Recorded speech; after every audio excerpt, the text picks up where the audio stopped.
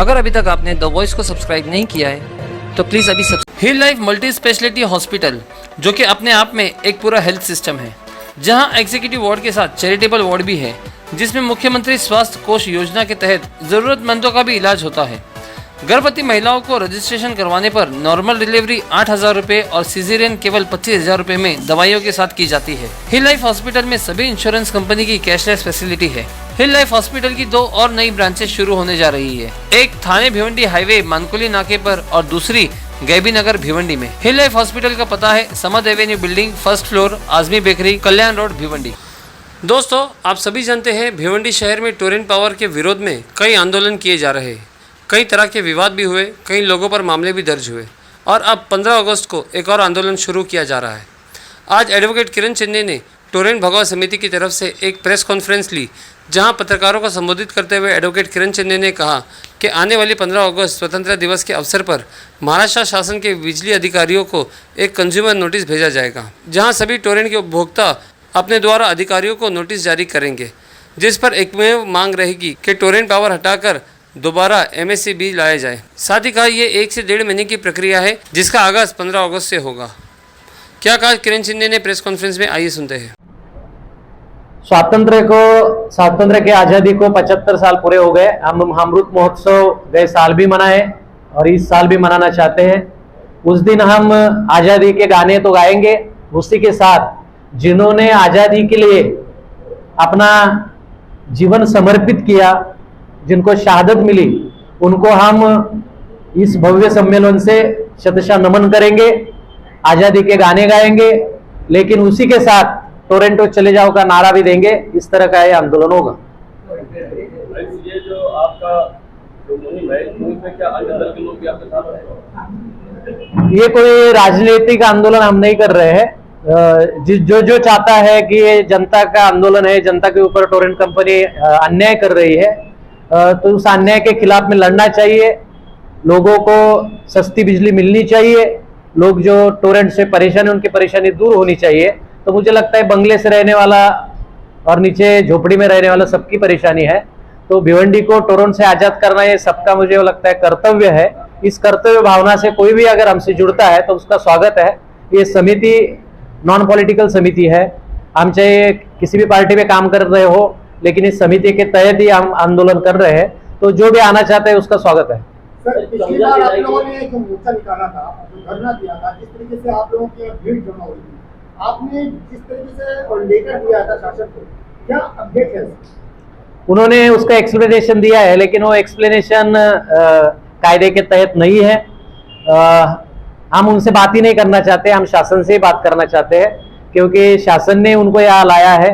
जो अन्याय कर रहे हैं उससे बात करेंगे तो कोई उसका मतलब नहीं। हम जो भी बात कर रहे हैं शासन से बात कर रहे हैं। और 15 अगस्त को एक और हम काम कर रहे हैं कि हर कंज्यूमर एक legal notice MSDCL, electric engineer और नोडल ऑफिसर और स्टेट गवर्नमेंट को लीगल नोटिस हर कंज्यूमर ऑनलाइन और ऑफलाइन देगा। उसकी नोटिस हमने तैयार की है। 15 अगस्त को उसका प्रारंभ करेंगे और उसके बाद हर कोई कंज्यूमर अपनी लीगल नोटिस गवर्नमेंट को देगा। और ये फ्रेंचाइजी नहीं चाहिए, हमको MSCB की पुनर्स्थापना करनी चाहिए। ये मांग लेकर वो नोटिस, लीगल नोटिस देने का कार्यक्रम भी इस आंदोलन का हिस्सा है और वो 1-1.5 महीने तक भिवंडी के अंदर चलेगा।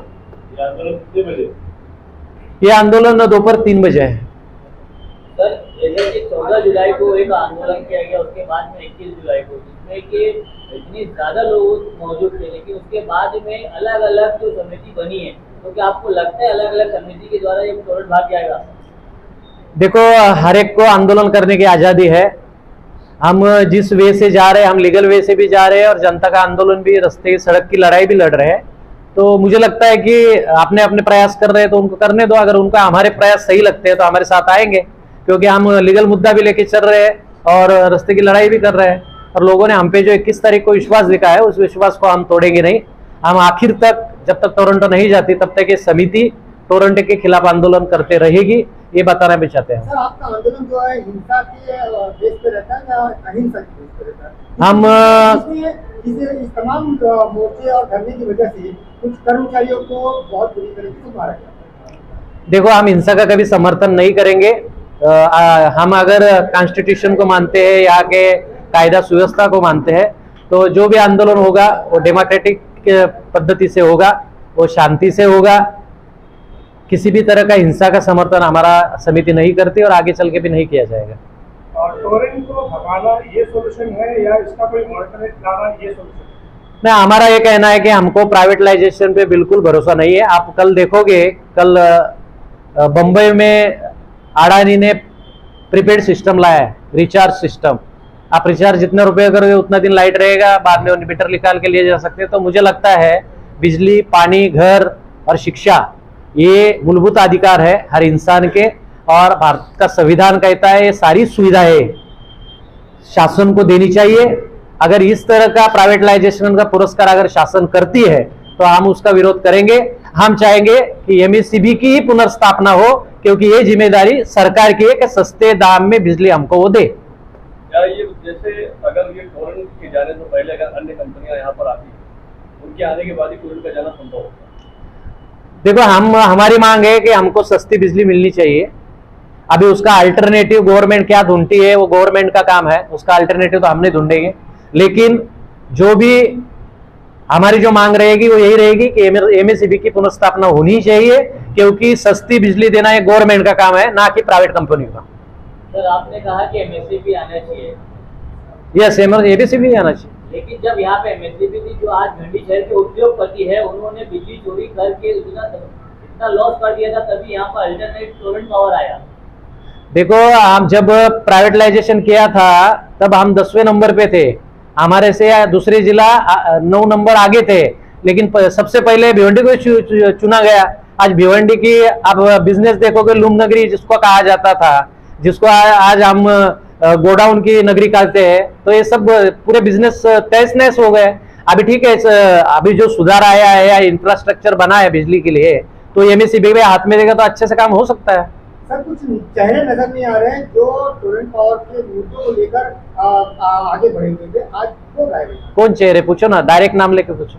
मैं तमाम लोगों की बात कर रहा हूँ, तो ग्रामीण के लोग भी नहीं है। कौन? बताओ ना, चेहरे का नाम तो बताओ, तो फिर पता है। विजय साहब का आंदोलन एक तय है, आज वो आंदोलन में है।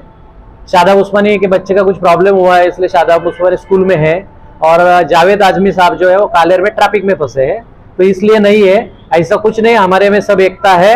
और ग्रामीण के लोग है ना, देखो ना, वो उप सरपंच है शेलार ग्राम पंचायत के, मनसे के हनुमान वारगढ़ है, सब रिक्शा यूनियन चलाते हैं, वो हमारे सुनील चौहान जी है, फाजिल भाई है।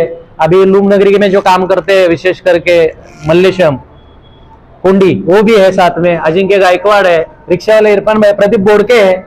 तो सब जो काम करने वाले लोग सब है साथ में है। और नहीं आए इसका मतलब ऐसा नहीं होता कि वो उसको उनका प्रेजेंट रहना जरूरी है। हम आंदोलन करेंगे, सब आपको मंच पर दिखेंगे। आप लोग